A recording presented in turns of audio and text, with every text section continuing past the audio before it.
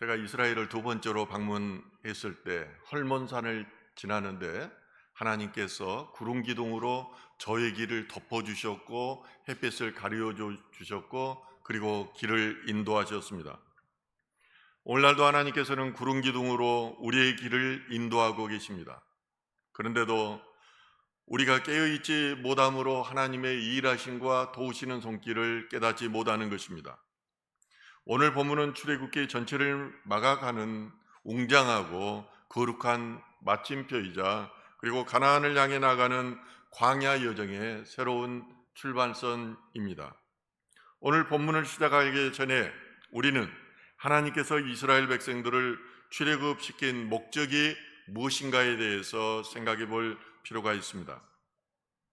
성경에서 애굽은 이스라엘 백성이 노예로 고통받던 것으로 자주 묘사됩니다. 이는 하나님을 알기 전 죄와 세상의 지배 속에 속박되어 있던 영적 상태를 의미합니다. 아브라함과 야곱의 가족들, 그리고 아직 예수님께서도 하나님의 섭리 가운데 유기를 피해 애굽으로 들어가시곤 하셨습니다. 요한계시록 11장 18절에서는 주님께서 십자가에 못 박히신 타락한 예루살렘을 향해서 영적으로 소돔이라고도 하고 애굽이라고도 하니라고 언급합니다. 애굽 땅이 하나님을 배도한 세속화된 장소라는 것입니다. 하나님께서는 온수 마귀의 지배하에 있는 이스라엘 백성들을 출애굽시켜 적과 꿀이 흐르는 가나안 땅으로 들어가게 하는데 목적이 있었을까요? 그러면은 출애굽기는 가나안 땅을 밟는 것으로 마치게 되었을 것입니다. 그러나 출애굽기의 마지막은 모세의 성막 봉헌과 여호와의 영광이 성막에 가득하는 것으로 끝을 맺습니다. 그렇습니다. 이스라엘의 출애굽 목적은 모세가 바로 왕에게 말했듯이 이스라엘의 하나님 여호와께 제사를 드리는 데 있었습니다. 출애굽기는 마귀의 종으로 살았던 이스라엘 백성들이 하나님의 자녀로 살아가게 되는 터닝 포인트가 되었던 것입니다. 오늘날의 교회의 모습도 이와 같아야 합니다. 교회는 단순히 사람들이 모이는 건물이 아닙니다. 하나님의 영광이 충만하고 또 성령의 구름이 이끄는 대로 발걸음을 옮기는 거룩한 공동체인 것입니다. 그렇다면 여호와의 구름이 인도하는 교회는 과연 어떤 교회일까요? 오늘 본문 말씀을 통해서 세 가지 영적 진리를 찾고자 합니다. 첫째로 여호와의 영광이 가득한 교회입니다. 성막이 완성되었을 때 하나님의 영광이 성막에 가득 찼다고 성경은 말합니다. 그 영광이 얼마나 압도적이었던지 성막을 지었던 위대한 지도자 모세조차 감히 그 성막 안으로 들어갈 수가 없었습니다. 출애굽기 40장 34절에서 35절은 이렇게 말합니다. 구름이 해막에 덮이고 여호와의 영광이 성막에 충만하며 모세가 해막에 들어갈 수 없었으니 이는 구름이 해막 위에 덮이고 여호와의 영광이 성막에 충만함이었으며, 오늘 본문에는 구름이라는 단어가 5번 나옵니다. 여호와의 영광이라는 단어가 3번 나오고 그리고 여호와의 구름이라는 단어가 계속해서 나옵니다. 이 말씀은 결국 하나님의 임재를 의미합니다. 여기에서 우리가 주목해야 될 사실이 있습니다. 교회의 주인은 인간이 아니라 오직 하나님이시라는 것입니다. 하나님의 영광이 없다면 그 교회는 생명력 없는 죽은 교회인 것입니다. 하나님의 영광 앞에서는 모세처럼 하나님 앞에 헌신하고 큰 공로를 세웠던 지도자다 할지라도 자신을 낮추고 엎드릴 수밖에 없었습니다. 여호와의 구름이 인도하는 교회는 사람이나 그리고 업적이 나타나는 곳이 아닙니다. 담임 목사나 어떤 유력한 성도의 영향력이 지배하는 곳이 아니라 오직 하나님의 임재와 영광만이 가득하여 인간의 모든 자랑이 무릎 꿇는 교회인 것입니다. 성경에서 가장 짧은 서신서인 요한 3서 1장에는 2명의 인물이 소개되고 있습니다. 한 사람은 가이오인데 그는 자신의 집을 개방해서 자기 지방에 온 선교사들을 대접하고 또 섬기고 편히 쉬게 하였습니다. 또 한 사람은 디오드레베입니다. 그는 악한 말로 사도들을 비방하고 형제들을 받아들이지도 않았을 뿐만 아니라 그 형제들을 받아들이는 이들을 교회에서 쫓아내었던 인물입니다. 교회는 늘 두 종류의 교인들이 있습니다. 말로만 하며 으뜸되기를 좋아하는 교만한 교인이 있고 몸으로 하나님의 사랑을 실천하여 하나님의 자랑이 되는 교인이 있습니다. 여호와의 구름이 인도하는 교인은 가이오와 같이 섬김과 봉사로 하나님의 자랑이 되는 성도들로 가득한 교회입니다. 이런 가이오를 위해서 사도 요한은 사랑하는 자여 내 영혼이 잘된 같이 내가 범사에 잘되고 강건하기를 내가 간구하노라, 이런 축복의 기도를 하고 있습니다. 하나님은 우리의 마음과 생각까지도 알고 계십니다. 우리가 하나님 나라와 복음의 열정으로 가득할 때 여호와의 구름이 교회 가운데 임하사 우리의 길을 인도하실 줄 믿습니다. 둘째로, 여호와의 구름이 인도하는 교회는 내 뜻이 아닌 성령의 인도하심에 철저히 순복하는 교회입니다. 성령의 인도하심을 받는 교회는 사람의 계획이나 세속적인 방식이 아닌 성령의 주권과 권위를 최우선적으로 두는 교회입니다. 오늘 본문 36절과 37절은 이렇게 말합니다. 구름이 성막 위에서 떠오를 때는 이스라엘 자손이 그 모든 행진하는 길에 앞으로 나아갔고, 구름이 떠오르지 않을 때에는 떠오르는 날까지 행진하지 아니하였으며, 이스라엘 백성이 광야 40년 동안 어디로 가야 될지, 언제 출발해야 될지, 언제 멈춰서 해야 될지 결정하는 것은 모세의 전략이 아니었습니다. 그리고 백성들이 모여서 회의한 결과도 아니었습니다. 그것은 성막 위에 떠오른 구름에 있었던 것입니다. 구름이 떠오르면 텐트를 거두고 짐을 싸서 출발했습니다. 아무리 편안하고 그곳에 계속 멈추고 싶었지만은 구름이 움직이면 나아가야 했습니다. 반대로 구름이 떠오르지 않고 성막 위에 머물면은 며칠이든 몇 달이든 그 자리에 멈춰서서 기다려야 했습니다. 바쁘고 조급해도 구름이 멈추면 멈춰야 했습니다. 여호와의 구름이 인도하는 교회는 성령의 인도하심에 속도를 맞추는 교회입니다. 우리는 때로 우리의 열정과 계획이 앞서서 하나님보다 먼저 달려가려는 그런 속성이 있습니다. 혹은 변화가 두려워서 하나님께서 나아가라고 하는데도 머뭇거리는 경우가 있습니다. 하지만 참된 교회는 내 시계가 아닌 하나님의 시계의 발걸음을 멈춰야 합니다. 사도행전에 등장하는 안디옥 교회는 성령의 인도함을 받는 교회였습니다. 바나바와 바울은 1년간 성령의 도우심으로 성도들을 가르쳤으며 최초로 그들을 그리스도인이라고 하는 그런 열매를 맺게 되었습니다. 왜냐하면 그리스도인이라는 것은 말뿐만이 아니라 행실이 그리스도를 닮아가는 삶이라는 것입니다. 선지자 아가보가 성령으로 온 땅에 큰 기근이 들 것을 예언했을 때 안디옥 교회는 즉각 응답하였습니다. 기금을 모아서 예루살렘 교회에 부조를 했습니다. 성령의 명령으로 바나바와 바울에게 기도 안수 기도를 하고 선교사로 파송하였습니다. 이스라엘 백성들이 하나님을 믿지 않은 것이 아니었습니다. 하나님을 믿었지만 그들은 예레미야 선지자가 지적하는 것처럼 습관적으로 불순종하는 사람들이었습니다. 하나님을 사랑한다고 하면서도 밥 먹듯이 하나님의 말씀을 거역한 것입니다.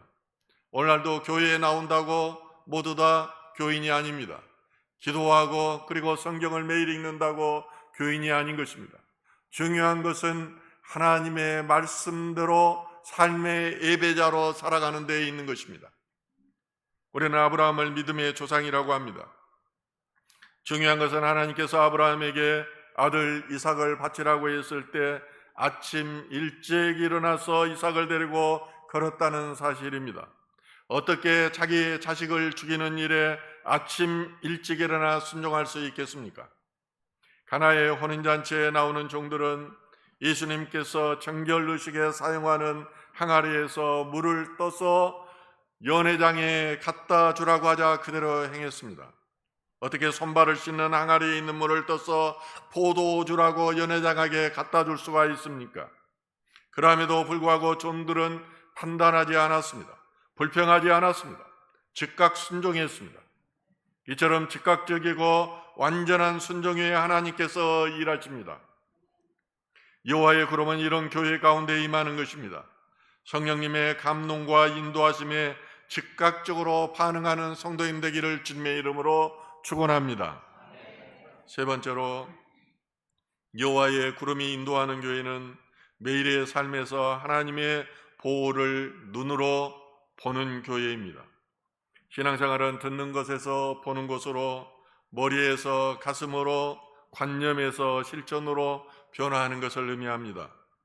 하나님의 살아계시고 일하심을 설교를 통해서, 또한 성경 말씀을 통해서 보았고 들었으면은 성도들의 삶의 현장에서 그것을 눈으로 보아야 합니다. 오늘 본문 38절은 이렇게 말합니다.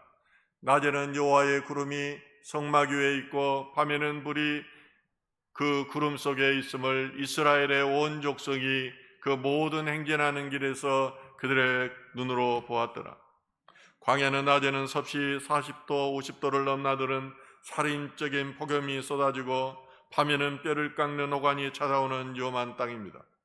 저도 아프리카에 선교를 나가서 보면은 파카를 뒤집어 쓰고 잠을 자는데도 밤에는 추워가지고 덜덜 떨려가지고 잠을 잘 수가 없어요. 이스라엘 백성은 자기들의 일만으로는 단 하루도 살아남을 수 없는 그런 환경이었습니다. 그러나 하나님께서는 그들을 홀로 두지 않았습니다. 낮에는 거대한 구름 기둥으로, 그리고 뜨거운 햇볕을 가져주셨고 밤에는 따뜻한 불 기둥으로 주의를 녹이시고 어둠을 밝혀주셨습니다. 그리고 본문은 분명히 기록합니다. 그들의 눈으로 보았더라. 하나님의 보호하심은 관념이나 이론이 아니라 백성들이 매일 삶의 현장에서 똑똑히 목도하는 실제였던 것입니다. 오늘날 우리가 살아가는 세상도 팍팍한 광야와 같습니다. 거친 파도와 예측할 수 없는 위기가 교회를 흔들고 성도들의 삶을 위협합니다. 그러나 여호와의 구름이 인도하는 교회는 두려워하지 않습니다.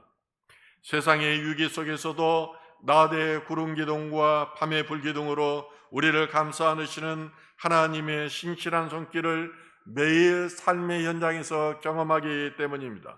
그리고 이것을 증언하며 하나님을 자랑하기 때문입니다. 하나님은 에레미야 선지자에게 살구나무 환상을 보여주시고 내가 무엇을 보느냐고 묻습니다. 에레미야는 살구나무 가지를 본다고 대답합니다.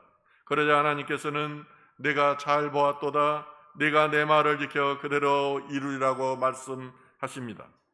저에게도 하나님께서 생생한 살구나무 환상을 보여주셨습니다. 그리고 하나님께서는 말씀하시는 것은 그것이 10년이 지나건 20년이 지나건 40년이 지나건 말씀하신 대로 그대로 이루어 주신 것을 저는 삶을 통해서 똑똑히 보았습니다. 또한 저희 교회에서 예배를 드릴 때 성령의 바람이 부는 것을 저는 몇 번 경험하였습니다. 그리고 어떤 성도들은 천사들의 예배를 드릴 때 하늘을 오르락 내려가는 것을 보았다고 저에게 말해 주었습니다. 저를 포함한 모든 인간은 먹고 마시고 입는 것으로 인해 염려하게 되어 있습니다. 그럼에도 불구하고 염려하지 않을 수 있는 것은 계속되는 하나님 체험밖에 없습니다. 하나님의 계시가 있어야 우리는 믿음을 가지고 비전을 가질 수가 있는 것입니다. 매일의 삶에서 하나님의 일하심을 경험하면은 세상과 염려를 이길 수 있습니다. 죽음의 두려움마저도 이길 수가 있습니다. 그 하나님의 소망, 하나님의 비전, 하나님의 사명이 오늘의 현실의 고난과 한난보다도 훨씬 크다는 것을 알기 때문입니다. 이것이 쌓이면 믿음이 됩니다. 그런 성도들로 간증이 쌓일 때 교회가 부흥할 줄을 믿습니다. 그렇다면 여호와의 구름이 인도하는 교회가 되기 위해서 어떻게 해야 할까요? 출애굽기 40장은 그것에 대해서 설명해 주고 있습니다. 첫째로 교회의 주인은 예수 그리스도임을 인정해야 합니다. 여호와의 구름이 인도하는 교회는 오직 하나님께서 허락하신 제사장 사역과 피의 제사를 통해서만 하나님께 나갈 수 있다는 사실을 인정해야 합니다. 출애굽기 43절은 이렇게 말합니다. 또 증거궤를 들여놓고 또 휘장으로 그 궤를 가리고 성막을 지어놓고 하나님께서 모세에게 제일 먼저 명령한 것은 성막 안에 증거궤 법궤라고도 하는 것을 들여놓으라고 말씀하신 것입니다. 증거는 십자가에서 피 흘려 인류의 죄를 완전히 대속하신 예수 그리스도에 대한 예표입니다. 히브리서 8장에서 10장은 구약의 성막과 증거궤 그리고 속죄소를 하늘에 있는 모형과 그림자라고 말합니다.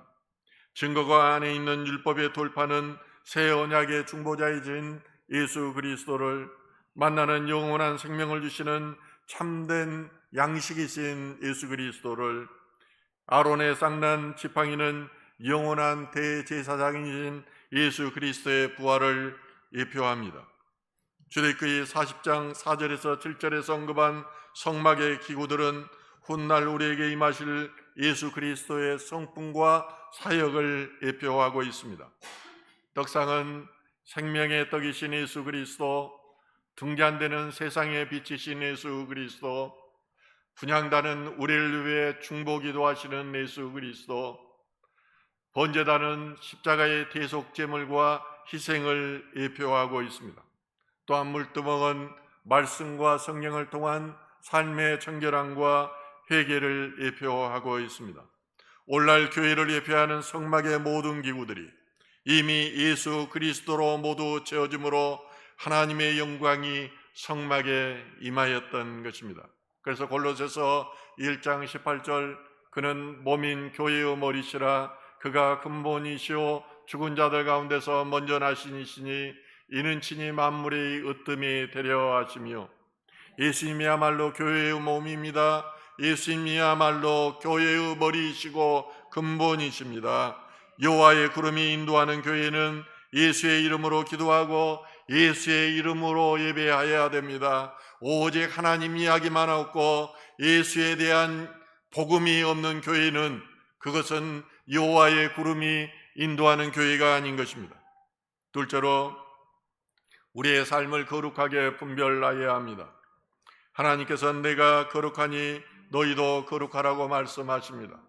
거룩은 코데이십니다. 세속된 것과 구별하고 분리되는 것을 의미합니다. 하나님의 영이 임하고 하나님의 구름이 그 안에 있으면은 그 죄를 멀리하고 그리고 거부하게 되어 있습니다. 죄를 짓고 싶어도 참 성도고 하나님의 영이 성전된 내 몸 안에 있으면은 죄를 지을 수가 없는 것입니다. 하나님의 속성은 거룩에 있기 때문에 우리 안에 거짓과 어둠이 있다면은 하나님의 영광이 임할 수 없습니다. 우리 교회 안에 거짓의 찌꺼기가 있다면 하나님께서 우리 교회를 사용하지 않으신다는 사실입니다. 성막을 다 짓고 난 후 마지막 단계는 성막의 기구들의 기름을 발라서 거룩하게 하였습니다. 대제사장들에게 기름을 부어서 그들을 거룩하게 하였습니다. 출애굽기 40장에서 어떻게 말하는지 보겠습니다. 40장 9절 또 관유를 가져다가 성막과 그 안에 있는 모든 것에 발라 그것과 모든 기구를 거룩하게 하라. 그것이 거룩하니라. 또한 40장 13절 말합니다. 아론에게 거룩한 옷을 입히고 그에게 기름을 부어 거룩하게 하여 그가 내게 제사장의 직분을 행하게 하라. 이스라엘 백성들은 유월절을 앞두고 작은 부스러기 빵 조각에서부터 평소 누룩 있는 음식을 재료하였던 그런 부엌 도구까지 그 흔적을 완전히 제거해야 했습니다. 누룩 제거의 마지막 단계는 아이들에게 집안 구석구석을 돌아다니게 해서 조그만 부석이라도 찾아내면 그들에게 사근을 주는 그런 놀이로 마무리되었습니다. 누룩이 조금이라도 집안에 남아있으면 죄가 되기 때문입니다. 마찬가지로 하나님의 영이 임재하기 위해서는 성막의 모든 기구와 제사장에게 기름 부음으로 거룩하게 해야만 했습니다. 아무리 아름답고 정교하게 만들어진 구조물이라도 성령의 기름 부으심이 없이는 하나님을 위한 거룩한 도구라 할지라도 그것은 사용될 수가 없습니다. 아무리 뛰어난 재능과 인품을 가진 목회자일지라도 진리의 영이신 성령의 기름 부음이 없이는 하나님의 사역을 감당할 수가 없습니다. 그래서 저도 목회자로 부름 받았을 때 하나님께 성령의 기름 부음을 달라고 계속해서 부르짖는 기도를 했습니다.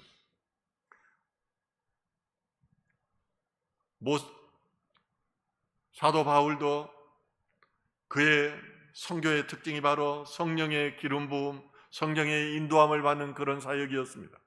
성령님께서 가라고 하면은 가고 멈추라고 하면 멈추었습니다. 또 성령께서 말씀하시면은 이적을 행하였던 것입니다. 사랑하는 성도 여러분, 출애굽기 40장은 성막의 완성으로 끝이 납니다. 그러나 그것은 끝이 아니라 하나님과 함께 걷는 위대한 광야 행진의 시작이었습니다. 우리의 신앙생활과 교회의 역사는 정지해 있는 건물이 아니라 성령을 따라 움직이는 거룩한 여정입니다. 그런 의미에서 교회는 땅끝 선교를 위한 선교적 공동체입니다. 내 교회 정말 여기에 머물러서 안 됩니다. 경찰 선교 여기에 머물러서 안 됩니다. 대한민국 여기에 머물러서 안 됩니다. 겨우 경찰 선교하려고 우리가 부름받았습니까? 예수님께서 명령하시는 땅끝까지 이르러서 너희가 복음을 전하라는 거예요. 내 증인이 되라는 거예요. 그러면 그대로 살아야 돼요. 주님께서는 이미 오셨지만은 아직 오시지 않았습니다. 분명히 예수님께서는 다시 재림하실 것입니다. 우리의 신앙 여정은 철로 역정에 나오는 순례자처럼 예수 그리스도의 그 십자가를 바라보며 나가는 좁은 길입니다. 사람의 생각과 공로를 내세우기보다 하나님의 영광을 높입시다. 내 뜻과 내 조급함을 내려놓고 성령의 구름이 움직일 때 움직이고 멈출 때 멈추는 철저한 순종을 배웁시다. 그리하여 우리의 고단한 광야길을 친히 덮으시고 지키시는 하나님의 보호하심을 날마다 눈으로 목격하는 복된 교회가 되기를 주님의 이름으로 축원합니다. 오늘 말씀